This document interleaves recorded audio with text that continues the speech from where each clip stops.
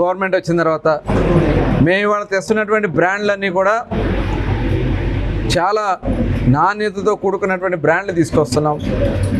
దాదాపు 12 రకాలైనటువంటి టెస్టులు చేస్తూ ఉన్నాం. కేవలం మీరు గతంలో దాంట్లో ఎంత ఆల్కహాల్ పర్సంటేజ్ ఉందో స్ట్రెంత్ ఒకటి చూశారు తప్ప అందులో ఏమైనా కెమికల్స్ కలిసినాయా, ఏమైనా మినరల్స్ కలిసినాయా, దాంట్లో ఏదైనా విషపూరితమైనటువంటి పదార్థాలు ఉన్నాయని కూడా మొత్తం కూడా డీటెయిల్డ్గా ఇవాళ ల్యాబ్లన్నీ కూడా కంప్యూటరైజ్ పెట్టించి టెస్టులు చేసి ఇవాళ మేము ఏర్పాటు చేస్తున్నటువంటి విధానం. మీరు టార్గెట్లని మాట్లాడుతూ ఉన్నారు. అసలు టార్గెట్లు ఏంటి? మీరు చేసినటువంటి దోపిడీ వల్ల, మీరు కొన్ని బ్రాండ్లకి పరిమితం చేయడం వల్ల మల్టీనేషనల్ కంపెనీలన్నీ కూడా రాష్ట్రం నుంచి వెళ్ళిపోతే ఇవాళ మల్టీనేషనల్ కంపెనీలన్నీ కూడా వచ్చి దాదాపు 350 బ్రాండ్లు ఇవాళ రాష్ట్రంలో అందిస్తూ ఉంది. ఇవాళ తెలుగుదేశం ప్రభుత్వం, కూటమి ప్రభుత్వం చాలా పారదర్శకంగా చేస్తూ ఉన్నాం. ఇవాళ ఏదైతే బోర్డర్ జిల్లాలు ఉన్నాయో అటు కర్ణాటక కానీ, తమిళనాడుకు కానీ, ఇటు మన ఒరిస్సాకు కానీ, తెలంగాణకు కానీ గతంలో మొత్తం కూడా అక్కడి నుంచి ఇంపోర్ట్ అయ్యేది. ఇవాళ అవన్నీ కూడా కంట్రోల్ చేయటం వల్ల, అన్ని బ్రాండ్లు అవైలబిలిటీ చేయటం వల్ల ఇవాళ ఆ షాపులన్నింటిలో కూడా విక్రయాలు పెరిగినాయి. అది చూసి మీరు ఏదో టార్గెట్లు ఫిక్స్ చేశారు, దానివల్లే పెరిగింది అంటున్నారు. గతంలో అదంతా ప్రజాధనాన్ని మీరు దోచుకున్నారు. ఇవాళ అవన్నీ కూడా చాలా పకడ్బందీగా చేయటం వల్ల ప్రభుత్వానికి ఆదాయం వస్తుంది, ప్రజలకు వస్తుంది ఆదాయం. ఇవాళ మీ దోపిడీ కోసం అవన్నీ కూడా ఇష్టారాజ్యంగా చేశారు. విచ్చలవిడిగా గంజాయి, ఆంధ్ర రాష్ట్రంలో ఏ సందులోకి వెళ్ళినా గంజాయిని ఏర్పాటు చేసినటువంటి ఘనత జగన్మోహన్ రెడ్డి గారిది. ఇవాళ గంజాయి సిగ్గు లేకుండా ముఖ్యమంత్రి గారి ఇంటి ముందు ఒక ఆడబిడ్డని, ఆనాటి ముఖ్యమంత్రి జగన్మోహన్ రెడ్డి ఇంటి ముందు ఆడబిడ్డని భర్త ముందే అఘాయిత్యం చేస్తే దిక్కు లేదు. మీరు మాట్లాడుతూ ఉన్నారే సిగ్గు లేకుండా. ఇవాళ ఆడపిల్ల వైపు చూడాలంటే భయపడే విధంగా ఇవాళ ప్రభుత్వం కఠినంగా వ్యవహరిస్తూ ఉంది. తీవ్రంగా ఇమ్మీడియట్గా వాళ్ళని, ఎంతటి వాళ్ళనైనా లెక్క చేయకుండా తీసుకొచ్చి లోపల వాళ్ళ మీద కఠినంగా చర్యలు తీసుకోవడం జరుగుతూ ఉంది. ఇన్ని కార్యక్రమాలు చేస్తామంటే తప్పుదారి పట్టించడానికి మీరు ఇష్టం వచ్చినట్టు మాట్లాడుతున్నారు. మీరు సోషల్ మీడియాలో 78 సంవత్సరాల ఒక ఆడబిడ్డని సోషల్ మీడియాలో పోస్ట్ షేర్ చేసిందని ఆవిడ తీసుకెళ్ళి అరెస్టులు చేశారే. మీరు ఇష్టారాజ్యంగా మీరు దాడులు చేసి మరి చూసాం. గతంలో తోట చంద్రయ్యని, ఒక బీసీ సోదరుణ్ణి నడి రోడ్డు మీద పేక్కోసి చంపేసింది వైఎస్ఆర్ పార్టీ కదా. నడి రోడ్డు మీద మరి అనేక మంది బీసీ సోదరుల్ని అతి దారుణంగా హత్యలు చేసింది వైఎస్ఆర్ పార్టీ నాయకులు కాదా. ఏదైతే మాచర్లలో నడి రోడ్డు మీద తెలుగుదేశం పార్టీ నాయకులు వెళ్తే, బోండా ఉమా గారు, బుద్ధాయంకన్ గారు వెళ్తే వాళ్ళ కారును పగలగొట్టి దాడి చేసడానికి ప్రయత్నించిన వ్యక్తికి మీరు మున్సిపల్ చైర్మన్ ఇస్తే అదే ఆ ప్రజాస్వామ్యం. ఇదే నా దుర్మార్గం. మీరు చేసింది దుర్మార్గం. ఇంకా పైగా వచ్చి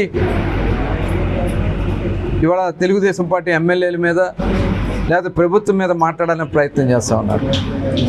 ఇవాళ మేము గతంలో మీ ఎమ్మెల్యేలు వసూలు చేసుకున్నారు, మీ నాయకులు వసూలు చేసుకున్నారు గల్లీకో. అట్లాంటిది ఇవాళ మేము పారదర్శకంగా ఉంటే లేనిపోని ఆరోపణలు చేసే కార్యక్రమాలు చేస్తున్నారు. ఇవాళ ఇసుక కానీ, మద్యంలో కానీ చాలా పారదర్శకంగా ముఖ్యమంత్రి గారు ఎప్పటికప్పుడు రిపోర్ట్స్ తెప్పించుకొని ఎక్కడైనా తప్పు జరిగితే ఇమ్మీడియట్గా యాక్షన్స్ తీసుకోవడం జరుగుతుంది. మీరు దీని మీద మాట్లాడుతూ ఉన్నారే. ఇవాళ అందుకనే సిట్ వేసాం. సిట్ నివేదిక వస్తుంది, ఒక్కొక్కరిని వాళ్ళ మీద చర్యలు తీసుకోవడం జరుగుతుంది. ఎవరో తప్పించుకోలేరు.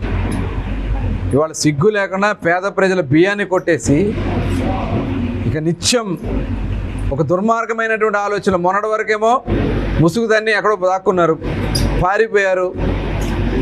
పోలీసులు వస్తే అడ్రస్ లేకుండా పారిపోయారు. ముఖ్యమంత్రి గారు ఆడవాళ్ళని ఏమి చేయొద్దన్నారు, కానీ చేయమని చెప్పి నాయకులు అంటున్నారని చెప్పి మాట్లాడారు. ఇవాళ మళ్ళీ సిగ్గు లేకుండా వచ్చి మాట్లాడుతూ ఉన్నారు. ఆ స్క్రిప్ట్ ఏదో రాసిస్తే ఆ స్క్రిప్ట్ చదువుతాం కాదు. మీరు చేసినటువంటి ప్రతి కుంభకోణం బయటకు వస్తుంది. పేదలకు చెందినటువంటి ధాన్యాన్ని గోడౌన్లో జాగ్రత్త చేస్తామని చెప్పి పందికొక్కుల్లాగా తిన్నటువంటి వ్యక్తి పేరుని నాని వాస్తవం కాదా చెప్పమనండి. 7,000 బస్తాల దాదాపు 8,000 బస్తాల బియ్యాన్ని దోచుకున్న వ్యక్తి పేర్ని నాని. కాకినాడకి మరి అమ్ముకున్నటువంటి వ్యక్తి పేర్ని నాని కాదా? మొత్తం కూడా బయటకు వచ్చింది. సిగ్గు లేకుండా ఇవాళ మొన్న ఏదో మాట్లాడుతూ ఉన్నారు. ఇంతవరకు ఎప్పుడు కూడా ఇలాంటి కేసులు పెట్టలేదు, క్రిమినల్ కేసులు పెట్టలేదు. అంటే బియ్యం కొట్టేస్తే కేసులు పెట్టరా? బియ్యం దోచేస్తే కేసులు పెట్టరా? పేదవాళ్ళి డబ్బులు కొట్టేస్తే కేసులు పెట్టరా? మీరేమైనా దిగొచ్చారా? ఎవ్వరు తప్పించుకునేది గుర్తుపెట్టుకోండి. తాత్కాలికంగా ఏదో మాట్లాడి ఫైన్లు కట్టేస్తే ఆ కేసులు మాఫీ అయిపోతారని మీరు అనుకోక్కర్లే. మొత్తం మీ అక్రమ సంపాదనలు, మీ దోపిడీలు మొత్తం కూడా బయటకు వస్తాయి. ఇంకొకసారి ప్రభుత్వంలో జరుగుతున్న మంచి ఇవాళ చూడండి, భారతదేశంలోనే 2వ స్థానం పెట్టుబడులు పెడుతున్నటువంటి అభివృద్ధి చెందుతున్నటువంటి రాష్ట్రాల్లో గౌరవ ముఖ్యమంత్రి గారు 10 నెలల్లోనే, సంవత్సరం లోపే 2nd ప్లేస్కి తీసుకొచ్చారంటే అది కూటమి ప్రభుత్వం యొక్క విధానం. ఈ రాష్ట్రంలో 20 లక్షల మందికి ఎంప్లాయ్మెంట్ క్రియేట్ చేయాలని సంక్షేమ కార్యక్రమాలని ఒక్కొక్కటి అమలు చేసుకుంటూ ముందుకెళ్తా ఉంటే ఇవన్నీ చూసి తట్టుకోలేక ప్రజల్ని తప్పుదారి పట్టించే కార్యక్రమాలు చేస్తాయి, జరగవని కూడా హెచ్చరిస్తూ ఇవాళ కూటమి ప్రభుత్వం పవన్ కళ్యాణ్ గారి మీద కూడా మాట్లాడుతూ ఉన్నారు. ఒళ్ళు దగ్గర పెట్టుకోండి, ఒళ్ళు దగ్గర పెట్టుకుని మాట్లాడండి. ప్రజలకి పరిపాలన అందిస్తూ ఇవాళ ముఖ్యమంత్రి గారు విదేశాలకు వెళ్ళి పెట్టుబడులు తీసుకొస్తూ ఉన్నారు. అనేక కంపెనీలు ఈ రాష్ట్రానికి వస్తూ ఉన్నాయి. వెళ్ళిపోయిన అన్ని కంపెనీలు తిరిగి వస్తూ ఉన్నాయి. ఈ రాష్ట్రానికి, దేశానికి, ప్రపంచానికి ఆదర్శం విధంగా P4 కార్యక్రమాన్ని గౌరవ ముఖ్యమంత్రి గారు అందిస్తూ ఉంటే ఇవాళ మీరు లేనిపోని కళ్ళబొల్లి మాటలు చెప్పి ప్రజలను మభ్యపెడితే చివరికి మీకు మిగిలేది సున్నానే అనేది గుర్తుపెట్టుకోవాలని చెప్పి తెలియజేస్తా ఉన్నాను.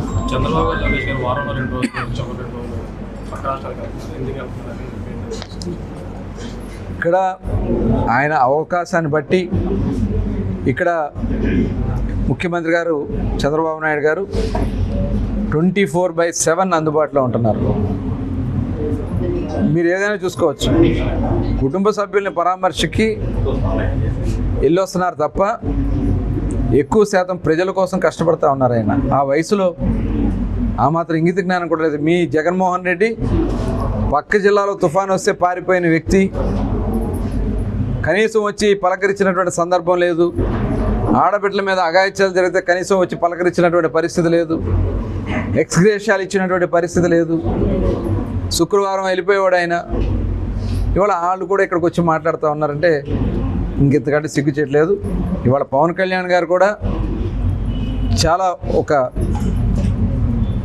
పంచాయతీల్లో ఇవాళ జరిగినటువంటి అభివృద్ధి, ఎన్ఆర్జీఎస్ ఫండ్స్ అభివృద్ధి కానీ, ఇవాళ అడవి తల్లి కార్యక్రమానికి గిరిజన ప్రాంతాల్లో చేపట్టినటువంటి కార్యక్రమాలు కానీ, మంచినీటికి తీసుకునేటటువంటి ఏదైతే కేంద్ర ప్రభుత్వంలో జల్ జీవన్ మిషన్లో తీసుకున్నటువంటి కార్యక్రమాలు కానీ, ఇవాళ రాష్ట్రంలో అందరూ కూడా చాలా ఏ రకంగా రాష్ట్రాన్ని అభివృద్ధి చేయాలి, పేదరికం లేనటువంటి సమాజాన్ని ఏ రకంగా నిర్మాణం చేయాలని ప్రభుత్వం చాలా మరి నిబద్ధతతో ముందుకెళ్తుంది. మీరు కళ్ళబొలి మాటలు చెప్పినా ఆయన నమ్మే పరిస్థితి లేదని తెలియజేస్తాం.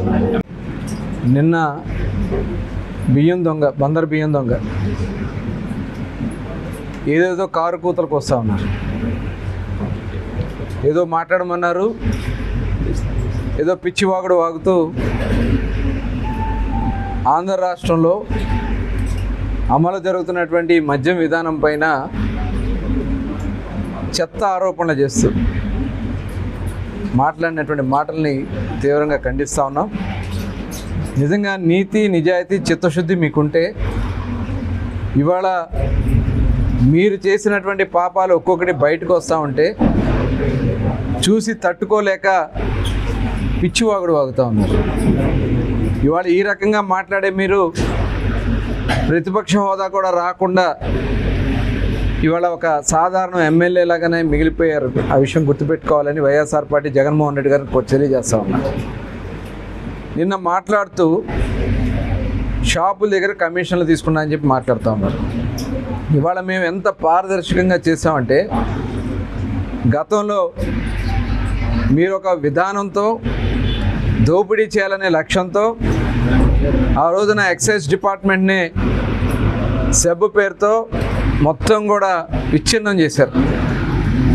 తర్వాత గవర్నమెంట్ షాపులు పెట్టుకుని రేట్లన్నీ కూడా విపరీతంగా పెంచేసి 50 రూపాయలు ఉన్నదాన్ని 250 రూపాయలకి పెంచేసి గవర్నమెంట్ షాపుల పేరుతో మీ అక్రమ మద్యాన్ని ఆ షాపుల్లో అమ్మినటువంటి విధానాన్ని ఇవాళ విచారణ జరిగి మొత్తం బయటకు వస్తూ ఉంటే ప్రజల దారి మళ్లించాలని మీరు ప్రయత్నం చేస్తూ ఉన్నారు. ఇవాళ మీరు చేసినటువంటి దోపిడీ ఇవాళ కొన్ని బ్రాండ్లని డిస్టిలరీలని భయపెట్టి హస్తగతం చేసుకుని ఆ డిస్టిలరీలో తయారు చేశారు. ఇది వాస్తవం కాదా? దీని మీద మేము విచారణ చేస్తూ ఇవాళ సిఐడి ఎంక్వైరీ జరుగుతూ ఉంది. దీని మీద ఒక స్పెషల్ సిట్ వేసాం. సిట్ కూడా ఏర్పాటు చేయడం జరిగింది.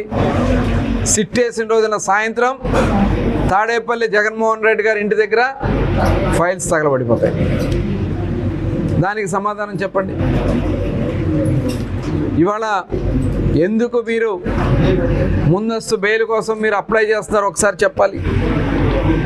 మీరు ఏ తప్పు చేయకపోతే ఇవాళ మీరు ఫైల్ తగలబెట్టడం ఏంటి? ఇవాళ ముందస్తు బెయిల్ కోసం ప్రయత్నాలు చేయటం ఏంటి? ఇవన్నీ కూడా ప్రజలకు అర్థమవుతున్నాయి. మీరు ఎన్ని కళ్ళబొల్లి మాటలు చెప్పినా నమ్మే పరిస్థితి లేదు. ఇవాళ వేలం పాటలు అంటా ఉన్నారు. మీ సంస్కృతి అది. అక్రమ వసూలు చేసింది మీ సంస్కృతి. బ్రాందీ షాపుల్ని కొన్ని మండలాల్లో అసలు బ్రాందీ షాపులు పెట్టకుండా చేశారు. మీ అనుయాయులతో బెల్ట్ షాపులు పెట్టుకోవడానికి పాటలు పెట్టి ఇవాళ మొత్తం కూడా దోపిడీ చేసే కార్యక్రమం చేస్తే ఇవాళ మేము దాదాపు 3400 షాపుల్ని చాలా పారదర్శకంగా చేస్తే దాదాపు 90,000 అప్లికేషన్స్ వచ్చింది. 1800 కోట్ల రూపాయలు ప్రభుత్వానికి ఆదాయం జమ అయింది. ఇది కాకుండా ఏదైతే గీత వృత్తిలో ఉన్నటువంటి గీత కులాలకు కూడా ఇవాళ 340 షాపులు ఇచ్చినటువంటి ఘనత ఇవాళ తెలుగుదేశం కూటమి ప్రభుత్వాన్ని. మరి ఇన్ని మంచి కార్యక్రమాలు చేస్తే మీరు అవన్నీ కూడా తట్టుకోలేకపోతా ఉన్నారు. డిస్టిలరీస్ గురించి మాట్లాడుతూ ఉన్నారు. ఇవాళ మొత్తం కూడా గతంలో మీరు చేసిన అక్రమ మద్యాలు మీరు అమ్ముకున్నవి కాకుండా మిగిలిన ఈ మొత్తాన్ని కూడా డిపోల్లో పక్కన పెట్టాం. టెస్టులు జరిగినాయి, అవన్నీ కూడా అలాగే ఉన్నాయి. వాటిని విచారణ చేసి విచారణలో బయటకు వచ్చిన తర్వాత మొత్తం బయటకు వస్తాయి. ఆల్రెడీ ఎంక్వైరీ అవుతుంది. డిస్టిలరీస్ మీద కూడా కరెంటు బిల్లుల దగ్గర నుంచి చాలా మైన్యూట్గా ఇవాళ వెరిఫై చేస్తూ ఉన్నారు. ఇవాళ ఎవరైతే దొంగలు ఉన్నారో అందరూ కూడా బయటకు వస్తారు. మీరు అక్రమంగా ఇవాళ ముఖ్యమంత్రి గారు, ఉప ముఖ్యమంత్రి గారు, మంత్రులు కూడా ఎక్కడ ఏ ఇబ్బంది వచ్చినా ఇమ్మీడియట్గా రెస్పాండ్ అవుతూ ఉన్నారు. ఇవాళ చూస్తే మరి పవన్ కళ్యాణ్ గారు కూడా మరి ఆయన అడవి తల్లి ప్రోగ్రాంలో ఉత్తరాంధ్రలో ఉన్న కుమారుడికి మరి యాక్సిడెంట్ అయిందని తెలిసిన ఇక్కడ కార్యక్రమాలు చేస్తూ అవి ముగించుకుని వెళ్ళడానికి ఉన్నారు. అంత చిత్తశుద్ధిగా ప్రభుత్వం పనిచేస్తూ ఉంది. ఇవాళ చూసాం, సొంత బాబాయినే హత్య చేసినటువంటి వ్యక్తులు ఒక పక్క, ఈ రాష్ట్రం కోసం అహర్నిశలో కష్టపడుతున్నటువంటి వ్యక్తులు ఒక పక్క. ఒకసారి ప్రజలు కూడా గుర్తు చేసుకోవాలని చెప్పి తెలియజేస్తాం.